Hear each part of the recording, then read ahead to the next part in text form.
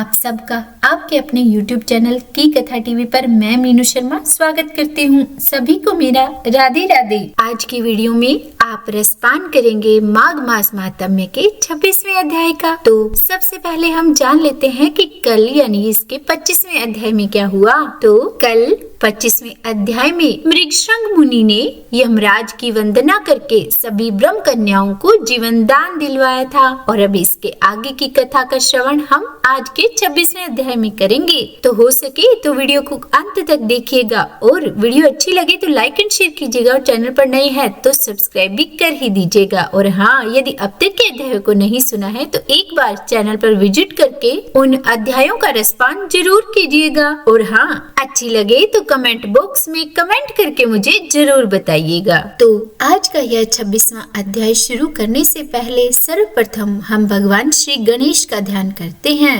पूजा पाठ न जानते न ही कोई विधान, रक्षा सबकी कीजिए हे प्रभु दया निधान। और अब 26वां अध्याय। इतनी कथा सुनने के बाद राजा दिलीप ने महर्षि वशिष्ठ जी से पूछा कि हे मुनि, यमलोक से लौट कर आई हुई उन साध्वी कन्याओं ने अपनी माताओं और बंधुओं से वहाँ का वृतांत कैसा बतलाया? पापियों की यातना और पुण्य आत्माओं की गति के संबंध में क्या कहा? मैं पुण्य और पाप के शुभ और अशुभ फलों को विस्तार के साथ सुनना चाहता हूँ। तब गुरु वशिष्ठ जी राजा दिलीप से बोले कि हे राजन, कन्याओं ने अपनी माताओं और बंधुओं से पुण्य पाप के शुभ अशुभ फलों के विषय में जो कुछ कहा था वह ज्यों का त्यों मैं तुम्हें बतलाता हूँ। उन कन्याओं ने कहा कि माताओं, यमलोक बड़ा ही घोर और भय उत्पन्न करने वाला है। वहाँ सर्वदा चारों प्रकार के जीवों को विवश होकर जाना पड़ता है। गर्भ में रहने वाले अथवा जन्म लेने वाले शिशु,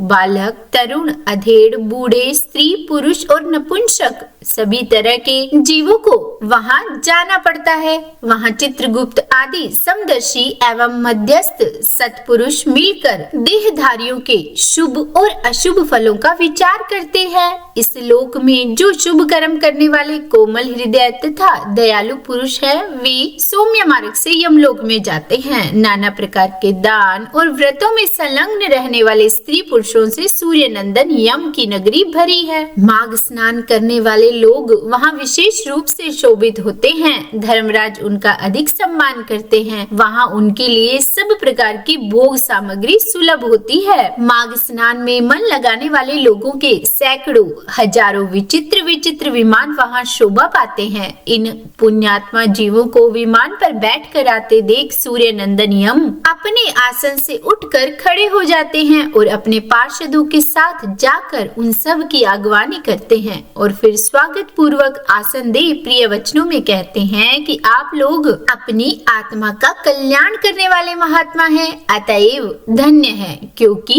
अपने दिव्य सुख की प्राप्ति के लिए आपने पुण्य का उपार्जन किया है।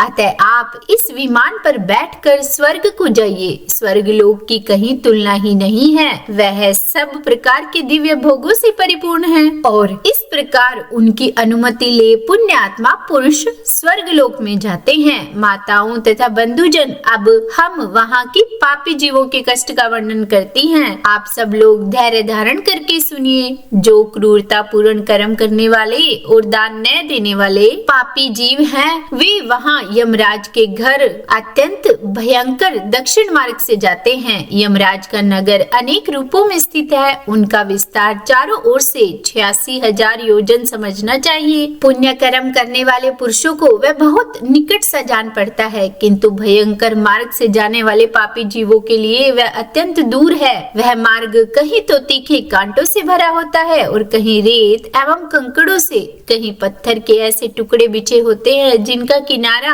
छुरों की धार के समान तीखा होता है। कहीं बहुत दूर तक कीचड़ ही कीचड़ भरी रहती है, कहीं घातक अंकुर उगे होते हैं और कहीं कहीं लोहे की सुई के समान नुकीले कुशों से सारा मार्ग ढका होता है। इतना ही नहीं, कहीं कहीं बीच रास्ते में वृक्षों से भरे हुए पर्वत होते हैं जो किनारे पर भारी जलप्रपात के कारण अत्यंत दुर्गम जान पड़ते हैं। कहीं रास्ते पर दहकते हुए अंगारे बिछे रहते हैं। ऐसे मार्ग से पापी पापी जीवों को दुखित होकर जाना पड़ता है। कहीं ऊंचे नीचे गड्ढे, कहीं फिसला देने वाले चिकने ढेले, कहीं खूब तपी हुई बालू और कहीं तीखी कीलों से वह मार्ग भरा रहता है। कहीं कहीं अनेक शाखाओं में फैले हुए सैकड़ों वन और दुखदाई अंधकार है, जहाँ कोई सहारा देने वाला भी नहीं रहता।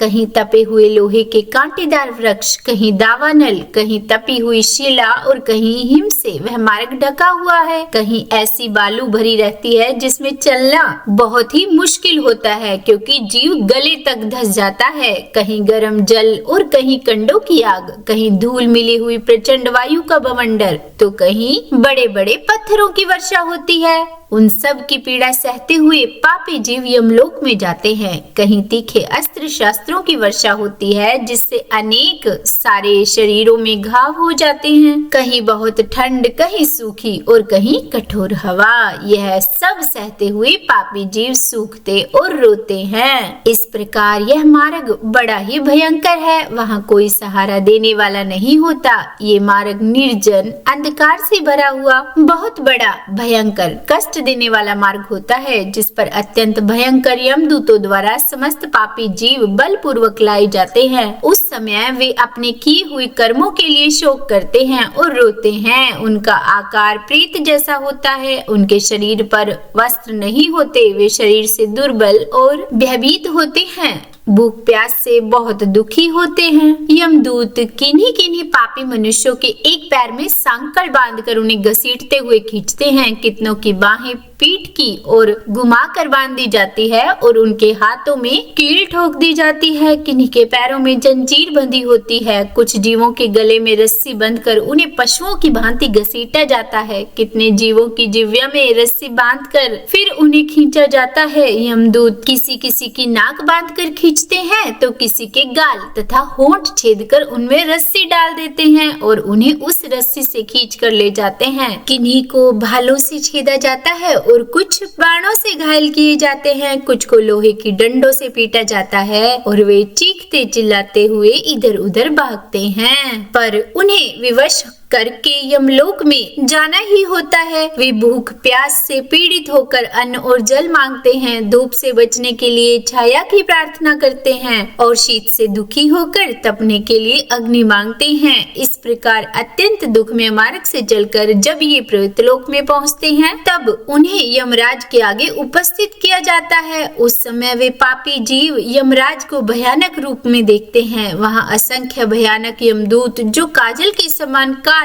महान, वीर और अत्यंत क्रूर होते हैं। तो बोलिए विष्णु भगवान की जय। यह था आज का 26वां अध्याय। अब आगे का वृतांत यानी कि कन्याओं द्वारा बताई गई यमलोक की आगे की कथा हम कल इसके 27वें अध्याय में सुनेंगे। तो चैनल से जुड़े रहिए और अगर कथा पसंद आई है तो वीडियो को लाइक एंड शेयर जरूर कीजिएगा और चैनल पर नए हैं तो सब्सक्राइब भी कर ही दीजिएगा। और हाँ, कमेंट बॉक्स में राधे राधे लिखना बिल्कुल भी मत भूलिएगा। तो बोलिए राधे राधे।